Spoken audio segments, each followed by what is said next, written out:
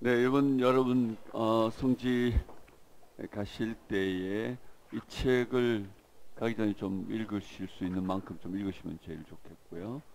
그 다음에 또 성지 가실 때 이 책은 꼭 가져가시면 참 좋을 것 같습니다. 구약 답사 갈 때 저희들 그 바이블 아카데미에서 이제 여기 나우 구약 답사, 그래서 구약 답사 갈 때 이제 이 책을 저희들이 가져가는 교재이기도 합니다. 구약 답사용으로만 제가 이제 정리해 놓은 내용입니다.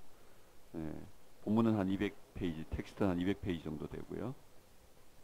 뒤에 이제 지도나 좀 참고 자료들이 뒤에 좀 붙어 있습니다. 현장에 가시면 이제 지도들도 보고 여러분이 참고하실 것들이 있고요. 그 다음에 내용들도 현장에 가서 그 지명에 맞게 성경의 사건들과 또 내용들이 정해져 있어서 도움이 되실 것 같습니다. 그래서 한번 여러분 목차를 한번 펴보시겠습니까?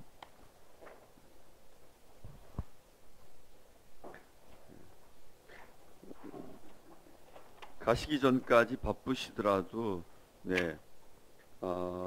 일부 정도까지는 꼭 읽으셔야 되겠죠. 일부란 말은 총론입니다. 총론. 현대 이스라엘에 관한 내용이 있고요. 그 다음에 이스라엘 역사 요약 연대기 내용이 정리되어 있고 3장에 가면 이스라엘 명절들이 쭉 정리되어져 있습니다. 그리고 그까지 읽으시면 아마 이스라엘에 대한 개관들이 좀 머릿속에 좀 잡히실 것 같고요. 그 다음은 이제 이스라엘 지리에 관계된 것인데, 지리에 관계된 것은 여러분 거기 1장 2부 1장의 지리 개관 주요 도로까지만 읽으시면 될 것 같고요. 그 다음 내용은 실제적으로 이스라엘에 가셔서 현장에 다니시면서 그냥 보셔도 될 만한 내용이어서 그냥 63쪽까지만 읽으신다 이렇게 생각하시고 시간이 있으실 때 밑줄 치며 읽어보시면 도움이 되실 것 같습니다.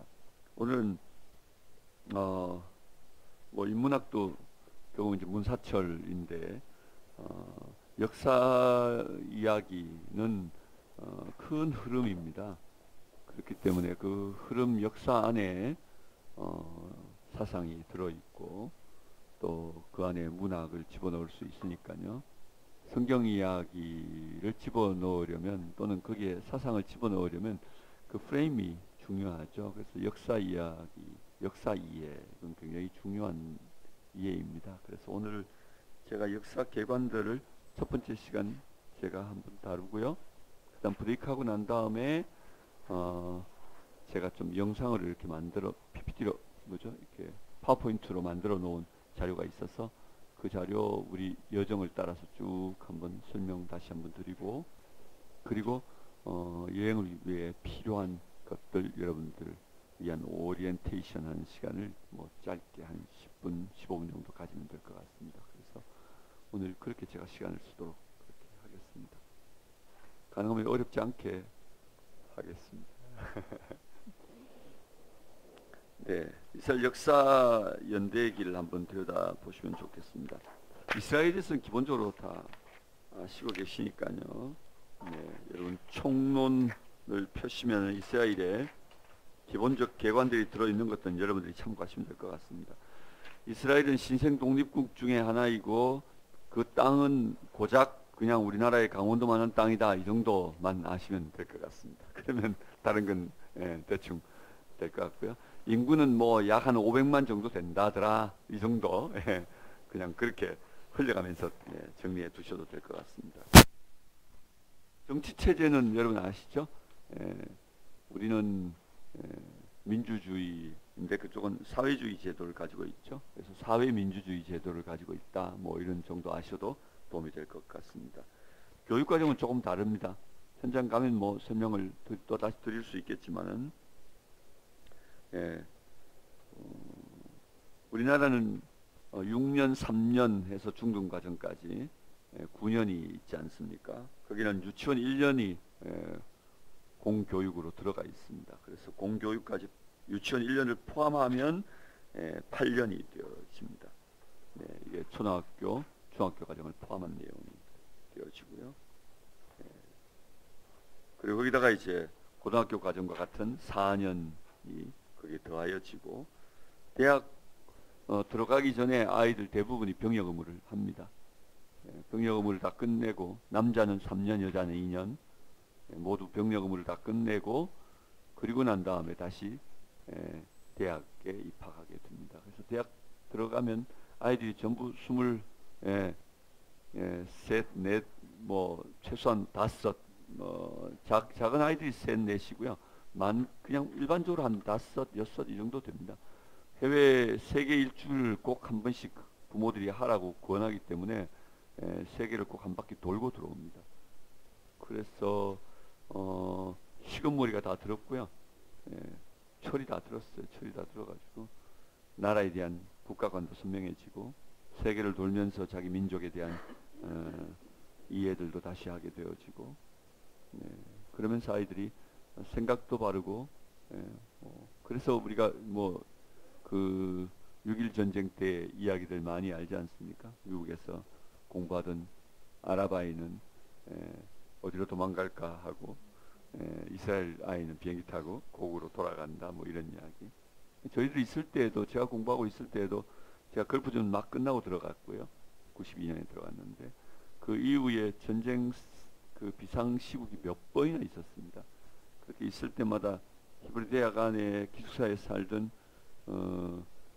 그 저희들 함께 뭐 제 동료들 중에는 제가 기숙사에 함께 사는 그 청년들 저희들은 가족이니까 그게 안 들어가 살더라도 이렇게 청년들은 같이 살고 있으니까 그들 얘기를 들어보면 갑자기 전쟁날 분위기가 이렇게 도래하면 지금 같은 이런 분위기가 이렇게 도래하면 갑자기 얘가 침대에서 내려와서 바닥에다가 바닥에 모포 한 장 깔고 거기에 누워서 잔다는 거죠.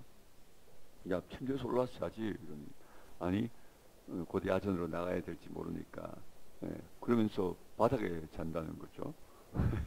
그러니까 이 아이들의 생각이 정말 놀랄만하는 거죠. 그리고 평소에 운동도 안 하던 녀석이 갑자기 푸시업을 하기 시작하고 그러면서 몸 만들어야 된다고 전쟁 나가야 된다고 그러고 있다는 거죠.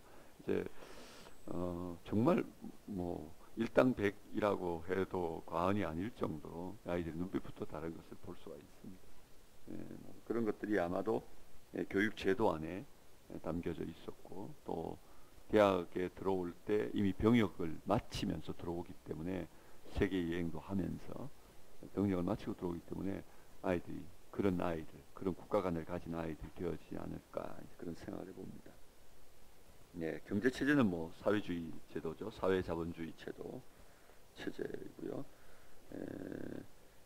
GNP 제가 이걸 옛날에 쓴 내용이라서 꽂혀지지 않아서 죄송합니다만 지금은 거의 3만 불 정도를 얘기하고 있죠. 2만 불은 벌써 넘었고요. 언어는 영어를 씁니다. 영어가 공동어로 쓰고 있고요. 그리고 히브리어는 현대 히브리어를 씁니다.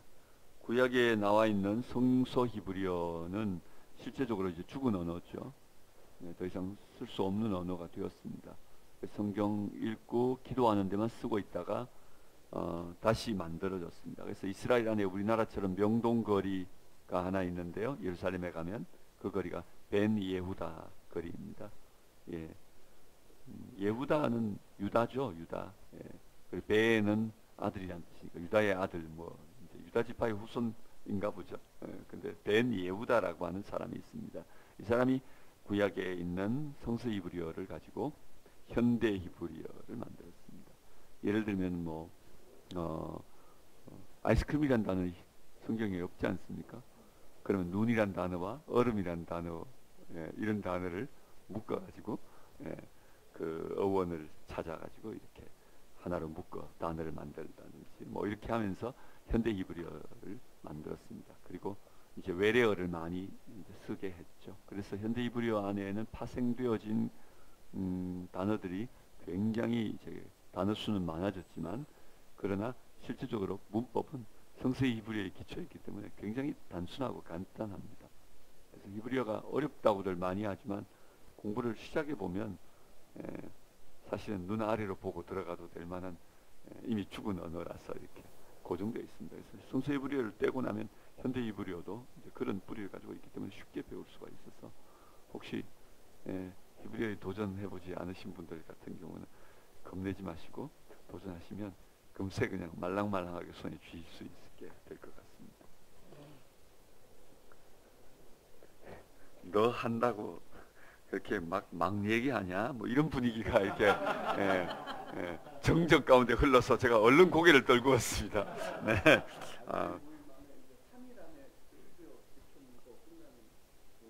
네, 네, 네, 네. 오, 네. 이스라엘 가시면 뭐 그러면 통역을 하시면 될 것 같으십니다. 음. 예, 계속 이틀 반, 뭐 이틀, 뭐 이런 3일이 안 지나는 거 아니에요? 음. 네. 어, 현대 히브리어는 모음이 없습니다. 네, 성서 히브리어도 본래 모음이 없었는데 마술의 학자들이 점을 찍어서 이제 모음을 찍어서 이제 뭐 파리똥이라고 그러죠. 파리똥을 찍어놔서 이제 모음이 된 건데 히브리 사람들의 발성 관습이 있기 때문에 자음만 쭉 이렇게 있어도 기역, 니은, 디귿이 있어도 이게 가나다라로 읽어내는 거죠. 모음을 붙여서. 그래서 이스라엘에 가면 현대 히브리어로 다 글씨가 쓰여져 있고 다 책들도 그러니까 자음이 없습니다. 모음이 없는 거죠. 네, 그래서 막 읽으실 수 있을 겁니다.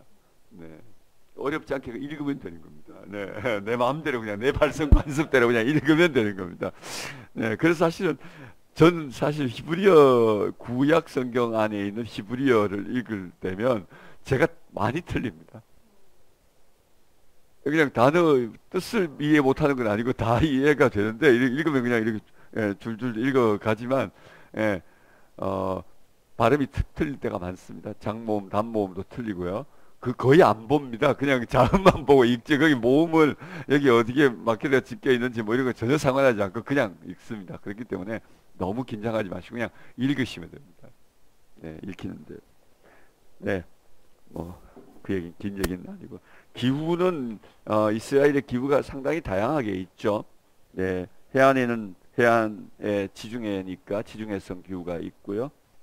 산지는 산지 기후, 고산 기후가 있고 광야는 사막 기후가 있고요. 그 다음에 계곡은 요단 계곡입니다. 사해바다 쪽인데 지중해보다도 400m 낮으니까 그 계곡은 깊이 빠져가지고 냄비처럼 뜨겁습니다. 그래서 아열대성 기후죠. 그래서 이스라엘은 강원도만한 땅인데도 이렇게 다양한 기후들을 가지고 있다는 것 아마 이번에 가시면은 경험하게 되실 것 같습니다. 네. 이스라엘 안에 공동체들이 몇 개 있는데요. 일반적으로 많이 아는 건 키부츠, 뭐 키부츠 공동체, 이스라엘 공동체 그러면 키부츠 이렇게 말씀하시죠. 그리고 조금 더 아시는 분은 모샤브까지 아시는 분도 있는데요. 사실 키부츠 모샤브만 있는 게 아니라 모샤브 시투피라고 하는 것도 있습니다. 시투피는 영어로 스투핏 같아서 네, 어리석어 보이는 거죠.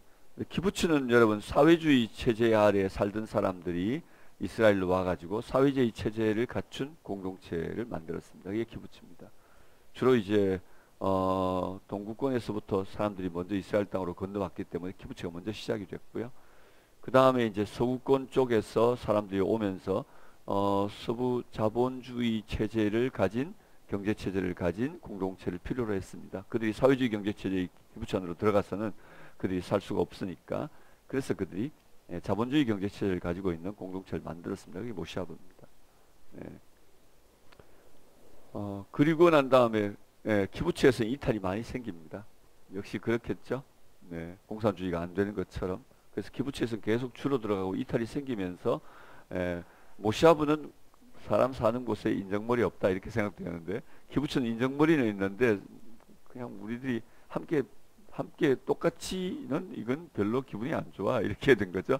그래서 만들어진 게 바로 모샤브 시투피라고 하는 게 만들어졌는데 이게 사회자본주의 체제를 가진 그 두 가지를 짬뽕해 놓은 체제 공동체인 것이죠.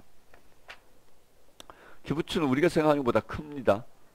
기회가 되면 키부츠에 가보면 참 좋겠지만 저희들 시간이 참 없어서 이번 이제 호텔 오렌지가 어떻게 되는지 모르겠는데 갈릴리에 지금 저희들이 이 루밍 리스트가 안 나와가지고요. 어제도 제가 이스라엘에게 얼마나 야단을 맞았는지 모릅니다.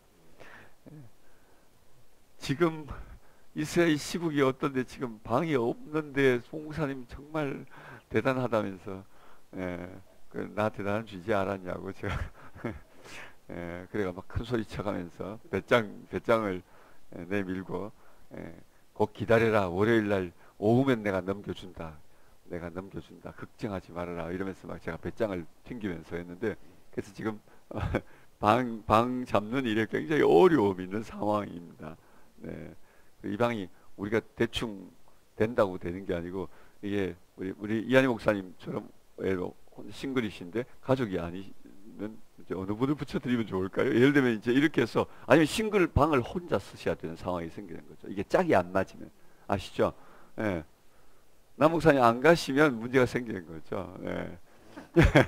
그러니까 짝이 예를 들면 예를 들면 우리 송진엽 선생님, 송이사님과 우리 이렇게 방을 쓸 수는 없지 않습니까? 그러니까 방 따로 하나씩 써야 되는 거죠. 그러니까 방 숫자가 늘어나는 거죠. 그래서 이게 빨리 이 명단이 안 갖춰지면 이게 우리는 하나, 한 개, 두 개 늘어나는 거지만 현장에서는 굉장히 어려운 상황이기 때문에 아주 욕을 제가 아주 바가지로 먹었습니다. 괜찮습니다. 제가 욕은 뱉다고 들어오지 않는다고 누가 가르쳐 줘가지고 자, 웃으면서 넘어갑니다. 키부츠에 거할 수 있으면 참 좋겠다 싶은 마음도 있네요. 키부츠가 조금 상태는 호텔 상황은 그렇게 디럭스하지 않지만은 공동체를 볼 수 있어서 좋긴 한데 일단 잘 모르겠습니다. 키부츠 안에 공동체 제가 오렌지에 하고 싶은 곳은 이제 갈릴리 해변가를 끼고 있는 키부츠 공동체 안에 숙소입니다. 이미 제가 그렇게 요청을 해놨는데 그렇게 되지 않겠나 기대는 하고 있습니다. 키부츠를 볼 수 있으면 좀 좋겠다는 생각이 있고요. 뭐 선교적 동향 이런 것들은 여러분들이 읽어보시면 될 것 같긴 한데요. 그래도 한 번만 짚고 갈게요. 저는 목사이기 때문에 또 선교사이기 때문에 사실 다른 내용보다 이런 내용들이 제게는 참 중요합니다. 이스라엘 땅 안에는 두 가지 필드가 있습니다. 우리는 이스라엘을 하나의 필드로 이해할 수 있습니다. 다시 말하면 이스라엘은 선교지로 유대인들이 있는 곳이니까 유대인 선교만 생각하게 되는 거죠.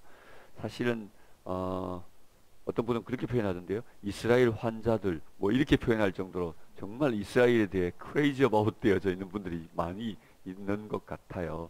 저도 이스라엘에 뭐 6년 가까이 5년 반 가까이 살았던 사람이지만 이스라엘 위해 기도합니다. 또 이스라엘이 빨리 복음화됐으면 좋겠고요. 그렇지만 이제 한 방향의 선교, 백투 예루살렘 무브먼트 자체는 선교 신학 자체에도 맞지 않고요. 또 다르게는 선교 한 방향은 없습니다. 전방향이고 동시적으로 이루어져야 하는 것이죠.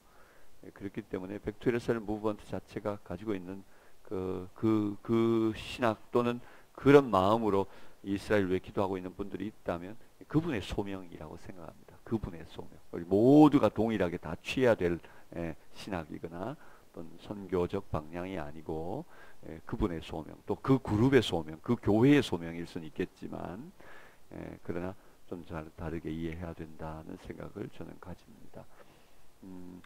그래서 이스라엘 안에 그 한 방향만을 가지고 대입할 때 굉장히 상처를 받는 그룹들이 있습니다. 바로 팔레스틴 사람들이죠. 팔레스틴 사람들은 지금부터 60년 전에 나라를 잃었습니다. 그리고 그들의 땅을 다 빼앗겨 버렸습니다. 그리고는 그렇게 정복해 들어온 정복한 사람들이 세상의 모든 기독교인들로부터 사랑받고 그들을 자기들의 목숨 열보다 그 이스라엘 한 사람이 소중한 것처럼 여기면서 다가오는 그 어떤 모든 사람들에 대해서도 그들은 상처입니다. 어떻게 그럴 수가 있나. 기독교에 대해서도 상처입니다. 십자군 운동이 해놓은 결과에 대하여 그 상처를 여러분 우리가 끊임없이 사과해야 되는 일처럼 마치 그런 일과 같은 일이 똑같이 벌어지고 있습니다. 지금도 그렇습니다. 그래서 이스라엘은 필드를 두 개로 반드시 이해하는 것이 필요합니다. 팔레스틴이라고 하는 나라를 잃어버린 민족들이 거기에 살고 있고, 그리고 보안 장벽 안에 갇추어서 그들의 나라임에도 빼앗긴 땅에서 그들 스스로 독립하지 못하고 고통하며 또 신음하면서 어쩌면 복음이 가져올 해방과 구원을 기다리는, 더 절실한 구원을 기다리는 사람들이 있습니다. 우리가 결코 잊지 말아야 될 복음의 한 필드이죠. 그리고는 이제 유대인들입니다. 먼저 복음을 받고 열방 가운데 제사장 민족으로 부름받았으나 사명을 제대로 감당하지 못하고 있는 그 이스라엘이 넘어짐을 통해서도 이방인 가운데 우리 안에 이렇게 부요함이 되었거늘, 그들이 온전히 선 날에 그들의 충만함이면 얼마나 더 이 땅에 모든 민족 가운데 충만한 복음이 전해지겠습니까? 그들이 온전한 민족이 되어서 제사장 민족으로 부름받은 하나님 앞에 부르심에는 후회함이 없으니까 그 하나님의 부르심 앞에 응답하는 민족으로 설 수 있도록 기도하는 일, 그건 우리가 가져야 될 중요한 견고한 우리의 기도의 또 소망이 되어져야 될 거라고 생각합니다. 두 개의 필드를 생각할 수 있으면 좀 좋겠다 생각을 합니다. 그러면 넘어가면 될 것 같고요. 자, 이스라엘 얘기 다 했습니다. 네. 조금 어려웠나요? 어렵지 않았죠? 저는 똑똑하지 못하는데 이지 티칭은 합니다. 쉽게는 합니다. 그래서 깊지는 못하고요. 아주 피상적으로 아주 얕게는 잘합니다. 그래서 여러분이 깊이를 기대하지 마시고 얕게 그냥 이해하면 될 것 같습니다. 자, 이스라엘 역사요약 연대기인데요. 요 놈은 좀 어렵죠. 제가 성경 배경을 가르쳐야 될 때가 되면 예를 들면 한 4가지 정도 배경을 한 4가지 정도를 얘기합니다. 지리, 역사, 문화, 풍습, 뭐 이렇게 이제 하는데, 지리, 역사, 문화, 풍습 이렇게 하면 뒤에 풍습은 뒤에 이제 문화와 섞여 있긴 하지만 그래도 문화는 이제 큰 프레임을 잡아주고요.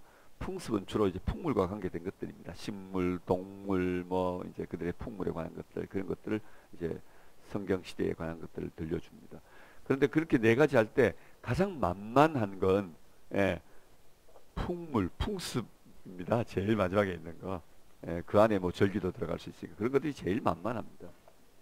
이제 그보다 조금 생각을 요하지만 큰 성경의 프레임을 잡아주는 것이 사실 문화이거든요. 문화를 가르칠 때 제일 재밌습니다. 성경 전체를 꿰뚫어낼 수 있으니까요. 지난번에 에스라 모임에 와서 문화를 한번 강의한 적이 있었던 것 같습니다. 그리고 이제 남아있는 게 제일 어려운 게 이 역사입니다. 그리고 지리고요. 지리는 못 가르치면 정말 졸리는 내용이고요. 역사도 그렇습니다. 근데 지리는 아무리 재미있게 가르쳐도 선생님이 아무리 탑을 해도요, 학생님들이 지명을 모르시면 아무리 선생님이 탁을 해도 도무지 재미있어질 수 없는 게 바로 지리 과목입니다. 역사는 다릅니다. 역사는 학생님들이 좀 시원찮아도 선생님만 탁월하면 스토리텔링처럼 이야기를 풀어가지고 들려줄 수 있기 때문에 이건 선생님의 탁월함에 달려있는 과목이 역사입니다. 그래서 역사는 제게 달려 있습니다. 그래서 지금 제가 하겠습니다. 얼마나 잘하는지 시험해 보시면 될 것 같습니다. 시험지 위에 올랐죠. 자, 역사는 전제는 이렇게 가겠습니다. 이스라엘의 연대기는, 역사 연대기는 이스라엘의 골격, 뼈대다. 역사의 뼈대다. 그죠? 연대기는 이 역사의 골격, 뼈대다. 그렇죠. 그러나 이스라엘 안에 이 연대기를 얻는 일에는 굉장히 많은 난제들이 남아 있습니다. 어떤 역사든 어느 나라의 역사든 다 기록된 역사가 있고 기록되어지지 않은 역사들이 있습니다. 이스라엘 역사도 마찬가지인데요. 기록되어진 역사가 있고 기록되지 않은 역사가 있습니다. 근데 성경은 역사는 아닌데, 역사책은 아닌데, 사실 말하면 모세가 기록함으로 인하여서 모세 이전 역사와 모세 이후 역사로 역사를 나뉘어지게 되어집니다. 그런데 모세가 적어도 자기가 성경을 쓰는 그때 이전 역사는 연대기를 알 수 없는 역사를 썼습니다. 그러나 우리에게 많은 혼돈을 가져다 주었는데 그게 뭐냐면 한 사람이 1000년씩 사는 이야기를 거기다가 잔뜩 써놓아서 우리에게 많은 혼란을 가져다 주었습니다. 그래서 모세가 그날에 주전 1400년, 1500년경, 지금으로부터 2500년경 모세가 쓸 때 그때 무두셀레가 살았던 969세 자체가 정말 969세가 오늘의 969세냐? 이 답이 맞다라고 되어야 그 다음은 이제 모세 이전 역사에 그죠? 그 나이들을 더하기도 하고 뭐 등등 해서 계산을 해볼 수 있겠는데 그러나 실제적으로 성경 안에 나와 있는 숫자는 여전히 난제로 남아 있습니다. 그래서 제가 영국에서 공부할 때 그 제가 공부했던 그 존 스토트 연구소에서 그 존 스토트가 제게 그렇게 물었습니다. 야, 송 목사, 동호야, 너는 어떻게 생각하니? 너는 이스라엘에서 배경을 공부하고 왔잖니? 역사를 공부했으면 더더욱 난 네게 꼭 묻고 싶은 게 있어. 뭐예요, 선생님? 연대기 어떻게 믿니? 이스라엘의 숫자는 어떻게 넌 이해하니? 이렇게 물으셨어요. 몰라서 묻는 거 아니시면서 물으시길래 제가 그렇게 답했습니다. 선생님도 아시면서 이렇게 제가 근데 사실은 아무도 모르는 이야기입니다. 왜냐하면 모세 시대 이후로는 대충 그래도 맞아 들어갑니다만 모세 시대 이전으로는 맞춰내기가 정말 어렵습니다. 그래서 모세 시대 이전 역사와 모세 시대 이후의 역사로 역사의 실제 역사를 얻는 일에 어려움을 가지고 있다는 정도 이해하시고, 자, 그리고 난 다음에 모세 시대 이후도 모세가 출애굽을 한 주동자입니다. 그런데 출애굽을 이끌었던 모세조차도 그가 내가 몇 년에 출애굽했다고 좀 써놓았으면 너무 도움이 될 텐데 그가 그걸 써놓지 않아서 우리가 학자들이 조금 늦은 연대기, 조금 이른 연대기, 그래서 후기, 전기 이렇게 출애굽 연대기가 두 개가 되어져 있습니다. 그래서 한 200년 정도의 차이가 나죠. 그래서 15세기 설이 있고 13세기 설이 있습니다. 15세기 설은 11개에 나오는 솔로몬이 성전 지을 때 우리 모세가 출애굽한 지 몇 년대 되었을 때 성전 짓는다 이런 말을 한번 써놓았어. 그걸 따라 계산해 보니 1446년이더라 해서 15세기라고 하는 개념이 나왔고, 그리고 진보주의 학자들이고 주로 이스라엘 땅에서 발견되어진 고고학적 자료를 데이터를 가지고 실측을 통해서 과학적 증명을 하는 분들은 13세기설 1200년대 어간 어디에서 출애굽의 역사가 있었던 걸로 보인다. 이스라엘 땅 안에 대부분 불탔던 고고학층, 고고학의 층위 분석을 해보거나 아니면 대거 이스라엘 땅 안에 파괴의 흔적들이 보이고 불탄 흔적들이 보이는 층위 분석을 해보니 그 대부분 다 13세기 어간에 1200년대 어간에 일어났던 이스라엘의 대대적인 전쟁의 흔적들이 있더라. 그렇게 해서 이야기되어집니다. 그러다 보니 성경의 학자들도 사사기의 연대를 200년으로 줄이죠. 그죠? 그래서 사사기를 보수주의 학자들은 주로 400년으로 보고 진보주의 학자들은 주로 한 200년으로 줄여서 이해함으로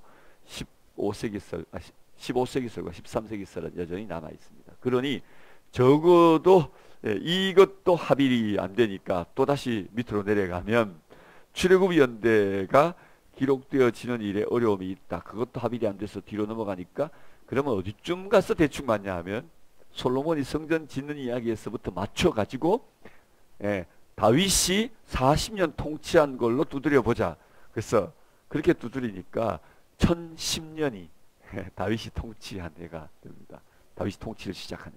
그래서 다윗 때부터 정확하게 맞추자 해서 1010년 다윗의 통치부터 주로 이스라엘 역사 연대기를 정확하게 보게 됩니다. 그래서 주전 1010년 40년 다윗이 통치했으니까 970년 솔로몬이 통치 이렇게 되는 거죠.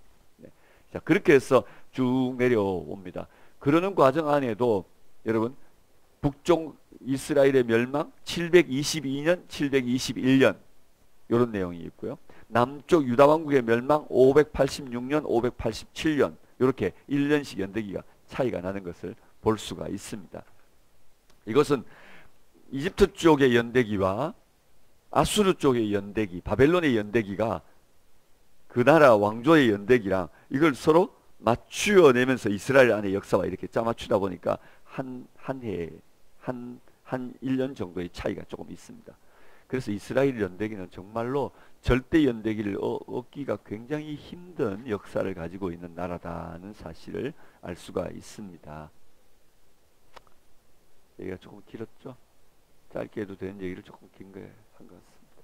자, 그러면 고고학만 아니라 실제적으로 지리학에서 이 땅에 사람이 살았던 것 얘기할 때 신생대, 뭐 고생대, 중생대 막 이렇게 올라가지 않습니까? 우리는 그것까지 따라 올라가면 너무 힘드니까 네, 툭 잘라가지고 네, 물질 문명의 발달 순서에 의해서 이스라엘 땅에 어떤 문명이 물질 문명의 발달이 있었냐라고 하는 시점 하나를 잡으면 그게 이제 중석기 시대의 흔적들이 나타납니다. 그게 바로 여러분 17쪽 네, 신석기 시대라고 하는 내용이 나오는 바로 위에 보면은 약 1만 년 전부터 중석기 문화, 나투피안 사람들의 문화가 시작되었다는 말이 거기 있습니다. 그렇습니다. 나투피안 사람들이란 말은 여리고 근처에, 그리고 이번에 우리가 여행을 갑니다만 엔게디, 여리고 요 근처에 살던 사람들인데 아무래도 강이 있으니까 먹을 물이 있으니까 사람들이 모여 사는 공동체 생활을 하게 됐습니다. 그래서 거기 모여 살았던 사람들의 흔적들을 가지고 중석기 시대의 문화들이다. 일반적으로 이렇게 얘기합니다. 여러분 구석기와 신석기 사이에 중석기라는 게 있는 겁니다. 중석기라는 개념은. 구석기는 우리들 일반적으로 말할 때 그냥 깨서 썼다. 그죠? 그래서 한자어로 저희들이 여기 국민학교 다니신 분들은요, 모두 이때 타제석기 시대로 배웠죠. 초등학교 나오신 분들은 깬석기 시대로 배웠습니다. 깨었었다 해서 깬석기 시대. 네. 그리고 초등학교 나오신 분들은 이 뒤에 신석기 시대를 갈아서 했다. 간석기 시대라 이렇게 알고 있습니다. 국민학교 나오신 우수한 성적으로 나오신 분들은 다 알고 계시죠. 우리는 신석기 시대를 뭐라고 부른다고요? 마제석기 시대라 이렇게 부르죠. 그래서 타제석기 시대, 마제석기 시대 이렇게 부르는 구석기와 신석기 사이에 중석기가 있습니다. 깨어 쓰기도 하고 갈아 쓰기도 하는 이런 돌을 쓰는 시대. 자, 그런데 돌을 도구로 사용하던 사람들이 만년 전에 이스라엘 팔레스틴 안에 사람이 사는 흔적을 가지고 있었다. 그런 사람들이 살았단다고 더 구체적으로 나타나는 것은 신석기부터이기 때문에 저는 신석기 문명의 발달 순서, 일반 세계사에서 이야기하는 물질 문명의 발달 순서를 따라 역사 이야기를 적어 놓은 겁니다. 이것은 네, 성경적으로 맞냐 안 맞냐 아닙니다. 이건 성경적으로 맞냐 안 맞냐가 전혀 아니고 네, 물질 문명의 발달 순서, 세계사가 말하고 있는 내용을 여기다 적어 놓은 겁니다. 인류 문화사에서. 자, 거기에 신석기 문명은 이스라엘 안에서는 5000년대에 나타나고, 네. 예를 들면 다른 데는 다르게 나타날 수도 있습니다. 근데 이스라엘 안에서는 신석기 시대는 주로 8300년부터 시작해서 8500년부터 시작해서 4300년 어간에 이 팔레스타인 안에 신석기 문화가 있었다고 봅니다. 이 신석기 문화도 두 부분으로 나뉘어지는데요. 토기를 발명하기 이전과 토기 발명 이후의 시대로 나누어집니다. 여러분, 토기는 굉장히 중요한 겁니다. 토기는 담는 용기죠. 사람들이 담는 용기 하나가 담아 먹기 시작했다, 담아 먹지 않았다. 이것이 얼마나 다른지는 문화를 이렇게 나눌 수 있습니다. 농경과 목축이 되었다. 가축을 기르고요. 농사를 한다. 그게 바로 토기를 만들면서부터 시작된 문화입니다. 그러면 토기 만들기 이전에는요. 그거는 목축을 안 했으니까 들에 있는 놈을 잡아먹고 수렵, 그 다음에 또 농경 갈아먹지 않고 따먹는 채취하는 방식이었습니다. 그래서 토기 만들기 이전 시대는 수렵 채취 방식, 토기 만들기 이후에는 농경과 목축. 그래서 토기는 신석기 시대를 나누게 됩니다. 그래서 신석기 시대의 가장 중요한 아이콘은요, 뭐라고요? 토기입니다. 토기. 네. 자, 공동체 생활을 했겠죠? 농경도 하고 목축도 하고 집에다 잡아놓고 먹었으니까요. 제가 이거 할 때마다 늘 생각나는 친구가 있습니다. 호주에 있는 제 후배 하나가 제게 이렇게 말했습니다. 선교사인데요. 저보고 목사님 심심하고 되게 힘들고 이러면 호주로 놀러 오세요. 왜? 이러니까 집차 타고 들에 나가지고 사냥해가지고 바베큐 텐트 치고 바베큐 먹으면 얼마나 맛있는지 모른다면서 안 가.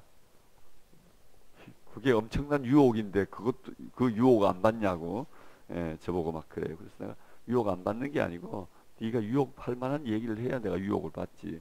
역사가 증명했어. 제일 맛없는 게 들에 있고 제일 맛있는 게 집에 있어. 예. 잡아먹기 쉬운 놈만 데려다 놓은 게 아니고요. 잡아먹어보니까 제일 맛있는 놈들만 집에 데려놓고 기르는 겁니다. 예. 그렇기 때문에 집에 있는 게 제일 맛있는 것들이에요. 역사가 증명합니다. 인류 문화사의 오랜 시험과, 그죠? 예. 예. 연습을 거쳐가지고, 제 집에 있는 것들이 맛있는 것들이에요. 그러니까 도래가 잡아먹자고 해도 제게는 뭐 별로 스트레스 풀로 총 쏘러 가자 이러면 몰라도 뭐 재미없습니다. 그래서 신석기 시대에는 바로 이와 같은 것들의 변화가 일어나는 겁니다. 들에 놓은 놈들 잡아다 집에 갖다 붙들어 매놓고 이제 기르기 시작하는 거죠. 자, 그러면서 이 신석기 시대의 문화가 금속 병용기, 금속을 사용하는 시대로 넘어가기 전에 그죠? 이 메탈과 그리고 이제 돌을 함께 쓰는 시대가 있었습니다. 그래서 이걸 금석 병용기라 부르는 거죠. 그래서 캘콜레틱이라고 부르죠. 캘콜레틱. 캘코스란 단어와 리토스란 단어가 합해진 거죠. 캘코스란 말은 굴이고 리토스란 말은 돌인데, 그죠? 캘코스와 리토스가 붙어서 캘콜레틱 이란 말이 됐죠. 그래서 금속 병용기 시대가 되었습니다. 이때 사람들이 돌을 함께 쓰면서 구리를 재련하기 시작하는 문화가 생기게 되어집니다. 금속 병용기는 굉장히 짧은 시간이 지나가면서 구리를 사용하는 시대, 청동기 시대가 도래하게 되어집니다. 청동기 시대의 아이콘은 청동검입니다. 청동검. 여러분, 제가 아이콘을 불러드릴 때마다 꼭 노트에 필기하십시오. 시험에 나옵니다. 제가 시험에 나온다는 것만 해놓으시면 성의 답사 오실 때, 답사 마치고 올 때 시험 칠 때 다 맞을 수 있습니다. 상이 있을지도 모르잖아요. 자, 근데 여러분, 청동기 시대는 청동검이다. 청동검이 왜 청동기 시대의 아이콘이냐면, 청동검은 왜 만들었냐 합니다. 그렇죠. 전쟁을 위한 거죠. 여러분, 신석기 시대에는 전쟁을 위하지 않습니다. 토기를 만드는 것은 삶을 위한 겁니다. 생존을 위한 것이었고 생존의 편리를 위한 그야말로 도구였습니다. 그러나 청동기는 도구를 넘었습니다. 서로 공격하고 서로 빼앗고 하는 일이 일어납니다. 그래서 청동기 시대에 청동검을 생각하면 전쟁을 생각하게 되고 서로 빼앗고 빼앗기고 하는 이야기가 생각나죠. 그러면 당연히 그들은 뭐 해야 될까요? 세이프티, 안전을 강구해야 하죠. 그래서 뭘 할까요? 축성 문화가 시작됩니다. 그래서 청동기에는 축성 문화가 시작되는 것입니다. 도시들이 생겨나기 시작하는 거죠. 그래서 전쟁을 해야 되니까요, 힘을 모아야 되죠. 그러니 많이 나아야 되고요. 그리고 또 다른에게는 함께 모여 살아야 합니다. 그래서 공동체 생활이 더 강해지면서 시족국가, 부족국가 이런 것들이 형성되어지기 시작합니다. 그래서 부족 연맹체들이 생겨나고 도시국가들이 생겨나는 데가 바로 청동기 시대가 되어집니다.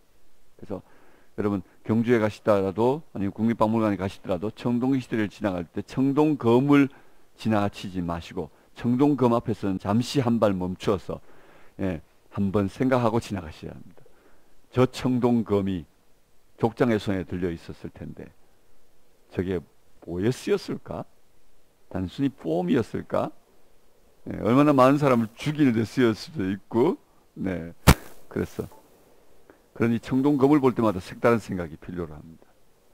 토기도 위대한 무명의 발명품입니다. 토기는. 그런데 청동검은 어쩌면 하나님께서 정복과 통치 명령을 하신 인간의 그 존엄함, 인간의 그 지위를 가장 잘못 사용한 내용이 청동기 시대 때 청동검을 통해서 나타나는 모습들이거든요. 이게 우리 성경시대 이야기와 매칭시키면 어느 때일까요? 가인과 아벨 시대입니다. 가인과 아벨 시대 때 여러분, 농경과 목축을 하게 되고 가인과 아벨이 죽음이 일어나고, 그리고 가인은 쫓겨가고, 그리고 가인은 자기를 죽일까봐 두려워하게 되고 흩어져 가면서 그가 에녹이라는 성을 쌓고, 예, 여러분 이런 모습들 안에 또 다르게는 다산해야죠. 그래야 군대가 많아져야 싸울 힘이 생기잖아요. 그래서 아내를 여럿이 두고, 예, 그래서 창세기 4장에 나오는 이런 문화들이 청동기 문화와 함께 꿰어지면서 이해가 되시나요? 청동금 하나로 풀어내야 되는 이야기들입니다. 그렇게 이렇게 정리를 하고 나면 청동기 역사는 대충 정리가 되실 겁니다. 자, 그러면서 청동기 시대 때 물물교역이 시작되어집니다. 왜냐하면 이쪽 지역과 저쪽 지역에 서로 없는 것들을 교환하기 시작합니다. 그래서 이때는, 네, 물물 교환을 할 때, 예, 코인, 그죠? 또는 돈, 가치를 매길 수 있는 것이, 그죠? 가지고 있는 것들입니다. 그래서 희소성의 가치가 굉장히 중요한 내용이 되어지죠. 그래서 많은 것들을 갖다 나눠주기도 하고, 예, 또 아주 희소한 것들은 그들이 가져오기도 하고, 그러면서 금이라고 하는 것이 희소성의 가치로 보석으로 여겨지기도 하고요. 예, 그러면서 이제 그 당시에는 초기 청동기, 중기 청동기, 후기 청동기, 이 청동기 시대가 이렇게 세 부분으로 나누어지지 않습니까? 초기 청동기 시대 때에 이 보배로운 메탈은 누구만 사용하냐면 족장과 제사장만 사용합니다. 왕과 제사장만 씁니다. 왕과 제사장만 청동기를 씁니다. 그래서 왕은 그 청동기 무기를 하나 가짐으로써 그의 지위와 권세가 부여되어지는 것이죠. 그리고 난 다음에 중기청동기로 넘어오면서 물물교역이 굉장히 활성화되어지기 시작하면서 청동기가 붐을 타기 시작합니다. 그러면서 이것은 무기로 만들기 시작합니다. 도구로서, 농기구로서 청동기를 쓰지 않습니다. 거의 대부분은 제사에 쓰는 것과, 네, 그 다음에, 네, 또 뭐라고 그러죠? 전쟁에 의하여 쓰는 것입니다. 여러분, 그냥 지나치는 말입니다만, 우리나라의 제사에 쓸 때 녹그릇을 쓰는 이유가 뭔지 아십니까? 왜 왕에게 음식을 줄 때 녹그릇에 담아 주시는지 아십니까? 네, 이렇게 생각하시죠. 독이 들어가는 것을 알기 위하여 왕에게 녹그릇에 담아 주었다, 이렇게 생각하시죠.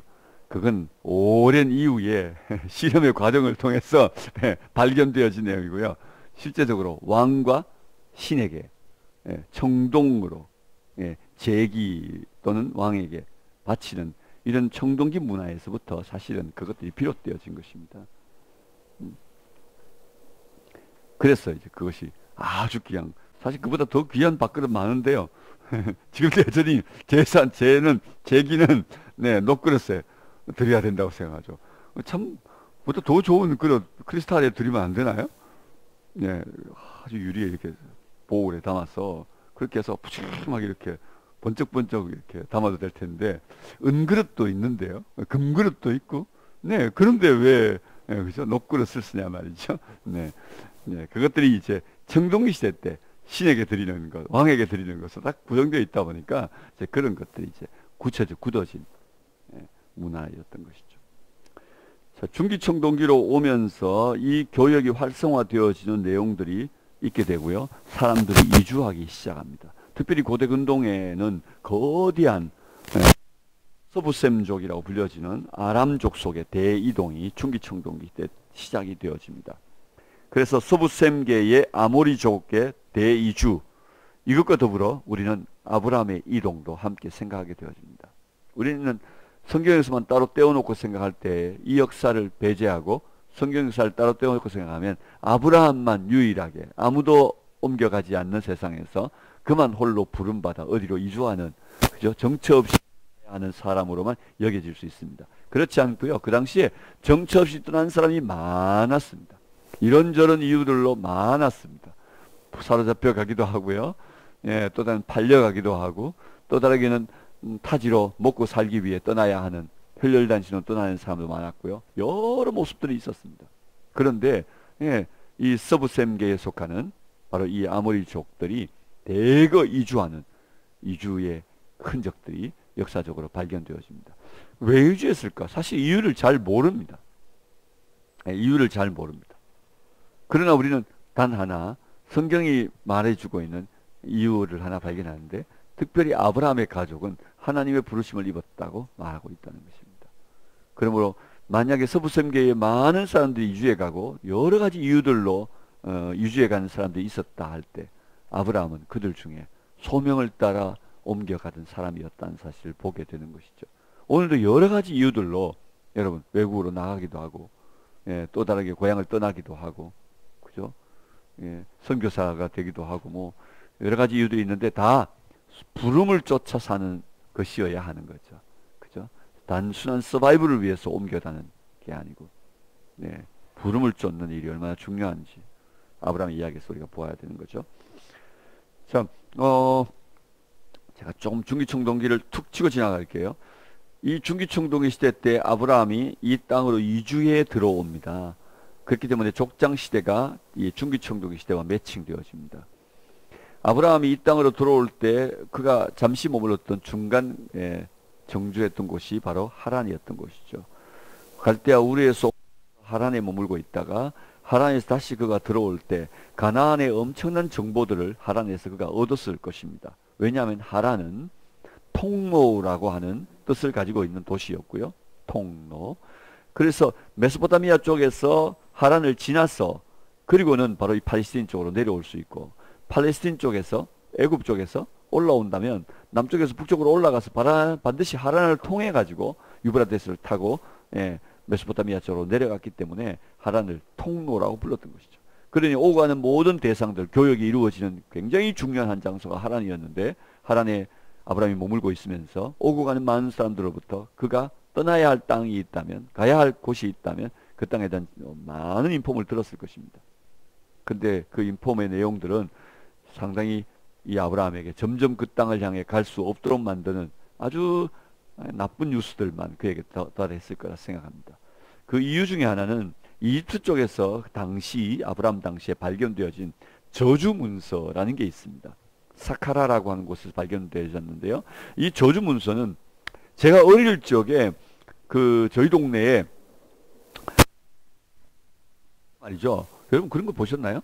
집 앞에 이게 집단을 이렇게 하고 집단 가운데를 이렇게 펼쳐가지고 그 안에다가 밤, 대추, 뭐 이렇게 사과, 배 이런 거 잔뜩 집어넣고 집단을 이렇게 말아서 양쪽에 묶어가지고 이렇게 해놓은 거, 그런 것들 보셨나요? 제사 지내고 고사 지내고 이렇게 집 대문 앞에 이렇게 놓은 것들 많이 보잖아요. 또 어떤 경우에는 보면 사람 모양을 이렇게 해가지고요, 저는 봤습니다. 부엌칼을 그 사람 모양으로 되어 있는 거기다가 확 꽂아가지고 이렇게 갖다 놓은 것도 봤습니다. 저는 그 안에 있는 밤 꺼내 먹어본 적이 있습니다. 그 안에 밤 꺼내 먹어본 적이 있는데, 이게 뭡니까? 다 저주하는 거죠. 액땜하는 거, 저주하는 거였습니다. 바로 그런 것처럼, 이집트 사람들이, 이집트 왕이 원정, 캠페인을 떠나면 군대를 데리고 그가 정복해야 할 그 지역에 대한 리서치, 정탐꾼들을 통해서 리서치를 딱 해가지고 한 성에, 그죠?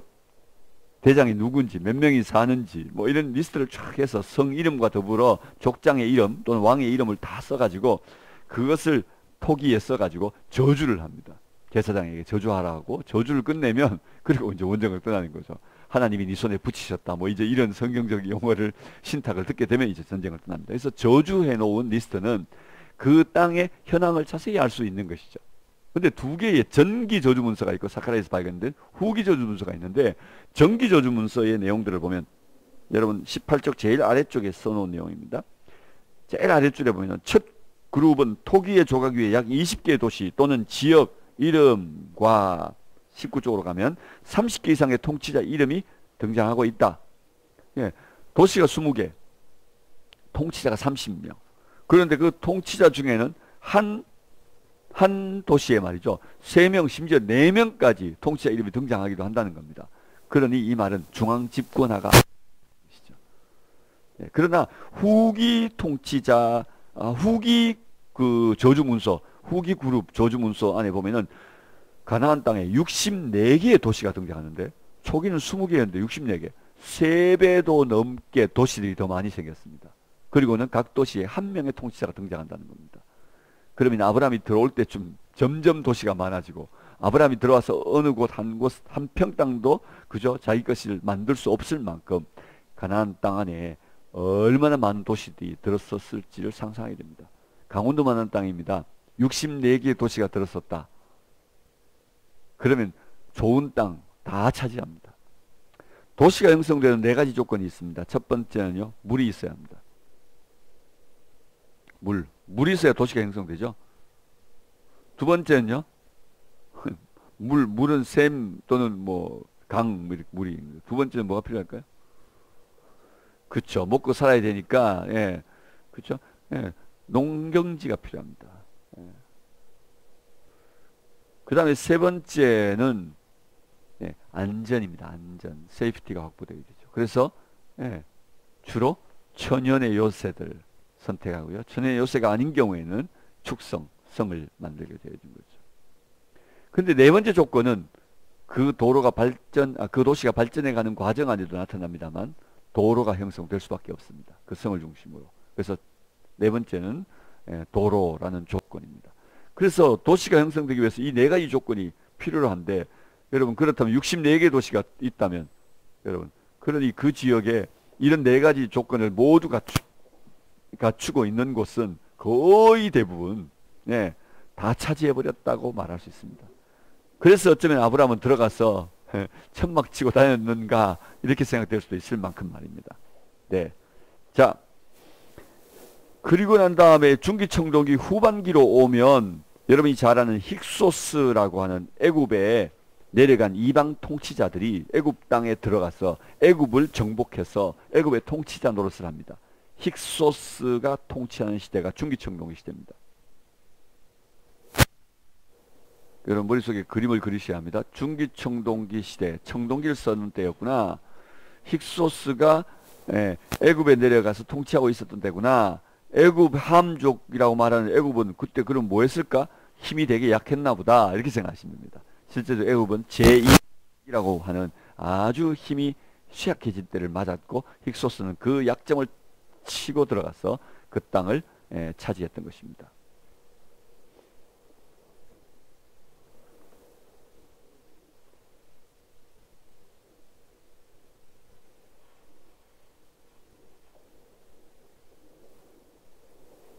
네. 네네네. 여러분 힉소스라는 말은 거기에 제가 강의에 적어놨습니다만 이방 통치자들이라고 했습니다. 힉소스가 들어간 때는 이집트의 제2중간기 역사라고 불려지고요. 힉소스는 그 땅에 들어가서 통치하는 기간 동안에 이집트에 위대한 선물 하나를 주고 왔습니다. 그게 바로 힉소스 혁명이라 불려지는 바로 바퀴 문명이었습니다. 이집트는 그동안 바퀴 문명을 전혀 가지고 있지 않았는데 힉소스가 그 땅에 들어가서 바퀴 문명을 선물해 주고 왔던 것이죠. 그래서 여러분 잘 아는 애굽의 모든 벽에 그려진 부조들이나 아니면은 여러분이 애굽에 관한 문헌들이 혹시 책들을 이렇게 보게 되어지면 대부분 바로들은 바퀴 달린 마차를 이렇게 타고 있는 모습을 보고 말들이 발을 이렇게 높이 들고 있는 이런 그림들을 보지 않아요? 다 그것들은 중왕조도 아니고 고왕조의 바로들도 아니고 모두 신왕조의 바로들입니다. 다시 말하면 힉소스가 제2중간기에 들어가서 바퀴 문명을 선물하고 난 다음에 다시 애굽이 힘을 얻어서 힉소스를 추방하고 그들의 새로운 왕국을 건설했던 게 바로 신왕국이거든요. 그 신왕국의 바로들이 타고 있는 모습들입니다. 바퀴 문명은. 그래서 이스라엘을 추격해 올 때에도요. 출애굽한 이스라엘 추격해 올 때도 바로 이 마차를 끌고 막 추격해 오잖아요. 그런 것들이 모두 힉소스가 선물한 내용이었다. 힉소스 혁명, 바퀴 문명이었다. 이렇게 이해하시면 되겠죠. 자, 이때 힉소스가 통치하고 있을 때에 바로 요셉이 그곳으로 들어갔고 또 야곱의 가족들이 75명 그 땅으로 들어가서 그 땅에 이주하게 되어집니다. 그러니 같은 셈계의 사람들이었으니 잘 봐줄 수밖에 없었을 거다. 이런 팔은 밖으로 굽지 않는다. 뭐 이런 거 아시죠? 팔은 안으로 굽는다. 그래서 아마 셈족에 대한 특별한 배려가 있었지 않을까. 그래서 요셉을 총리로 들었었는데도 아마 특별한 배려를 할 수 있었던 것 같다. 이렇게 이해해 볼 수 있는 것이죠. 자, 힉소스가 쫓겨나고 애굽에는 신왕국이 들어서고 아하모세를 필두로 하는 그런 새로운 이집트가 형성되어지면서 가나안 땅에도 새로운 문화가 형성되는데 그게 바로 후기 청동기 시대가 됩니다. 후기 청동기 시대는 여러분이 잘 알고 있는 모든 바로들, 투탄카멘으로부터 시작해서 황금의 가면을 썼던 소년 바로부터 시작해서 에집트의 모든 여러분이 알고 있는 이름을 들어 알고 있는 투트모스부터 아케나텐부터 시작해서 뭐 이런 모든 바로들이 다 이 신왕국의 바로들인 거죠. 후기 청동기 시대의 바로들입니다. 이 바로들이 강력한 북진 정책을 썼습니다. 그 어느 때보다도 왕성한 북진 정책을 쓰며 북쪽으로 치달았습니다. 그런데 이스라엘은 또 북쪽으로 해방을 외치면서 출애굽하여 나와 있었으니 이스라엘의 출애굽은 별 볼 일 없는 이야기입니다. 왜냐하면 출애굽해도 계속 바로에게 짓밟혀야 하니까 말입니다.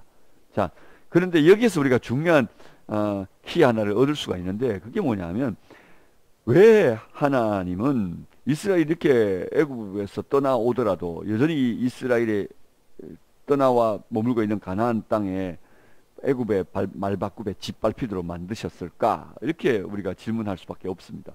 출애굽이라면 애굽과 정말 벗어나서 애굽으로부터 완벽하게 보호해 주셔야 되지 않냔 말입니다. 그런데 애굽의 그죠? 북지는 거의 대부분 이스라엘 백성들이 하나님 앞에 불순종할 때였습니다. 이스라엘 백성이 하나님 앞에 불순종할 때 애굽을 들어서 하나님이 그들을 치셨던 것을 우리가 보게 되어집니다. 그래서 왕국 시대가 되기 전에는 애굽이 주로 이스라엘을 채찍질하는 하나님의 책망을 파는 하나님의 몽둥이로 쓰여졌던 것을 우리가 볼 수가 있죠. 자, 그리고 후기 청동기 시대 때 우리가 기억해야 될 만한 중요한 한 가지가 있는데 그게 바로 메르넵타라고 하는 것입니다. 메르넵타라는 애굽의 바로가 북쪽으로 올라와서 이스라엘 땅 전체를 시리아까지 그죠? 다 짓밟고 돌아가서 메르넵타 승전 기념비를 하나 세웠습니다. 그게 바로 메르넵타의 비입니다. 근데 메르넵타의 이 석비는 다르게 이름을 불리기도 합니다. 이스라엘 석비라고 부르기도 합니다. 19쪽에 밑에서 6째 줄에 있습니다. 메르넵타 석비는 또 다르게 이스라엘 석비라고 부른다. 왜냐하면 이스라엘이라는 말이 고대 근동의 모든 문헌을 통틀어서 제일 첫 번째 등장하는 바로 석비가 바로 이 메르넵타 석비이기 때문입니다. 그런데 그 메르넵타 석비에 기록된 내용을 보면 가나안의 3개의 도시 지역과 산지 지역에 대한 언급이 나오는데 제가 거기에 인용을 해놓았습니다. 밑에서 셋째 줄에 보면은 19쪽 가나안은 아주 심한 전염병이 돌게 된다. 아스글론은 포로가 되었다. 게셀은 정복되었고 야노암은 마치 없는 것처럼 사라졌다. 그리고 이스라엘은 황폐되었고 그 자손들은 버려졌다. 이렇게 말하면서 이스라엘은 황폐되었고 그 자손들은 버려졌다는 말이 등장하고 있습니다. 그래서 한 민족 또는 한 족속 이스라엘에 관한 기록이 여기 등장하므로 1200년 중반에 메르넵타의 이야기는 이런 결론을 얻게 합니다. 적어도 1200년 중반 그 이전에 이스라엘은 출애굽하여 그 땅에 정착하고 있었겠구나는 사실을 알게 됩니다. 그래서 13세기설도 가능한 거고 15세기설은 더욱 가능한 이야기가 되어지는 거죠.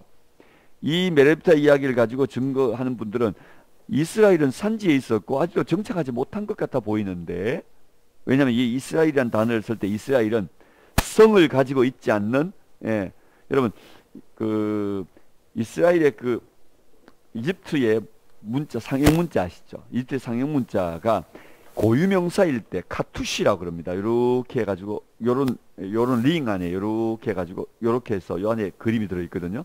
그걸 카투시라고 그럽니다. 카투시. 근데 그 카투시는 주로 고유명사입니다. 사람 이름이거나 지역 이름이거나.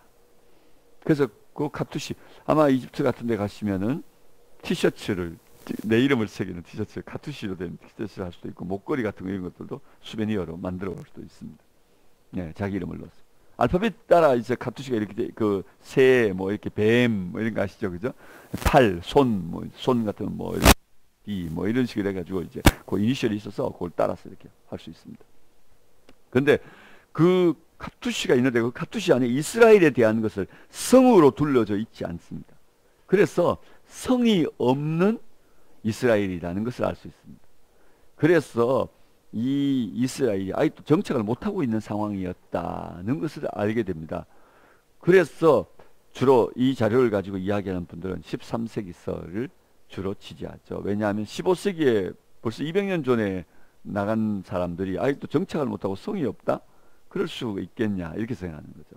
성경을 자세히 들여다보면 그럴 수도 있다는 생각이 들죠. 왜냐하면 단 지파 같은 경우는 단 지파가 머무는 곳에 특별히 우리가 잘 아는 베세메스 암소 그럴 때 베세메스 같은 게 단 지파가 거주하는 지역들이거든요. 그 지역이. 그런데 베세메스 그 근처에 단 지파가 거주하는 지역을 마하네 단 이렇게 불렀습니다. 마하네 단. 네. 마하네 단.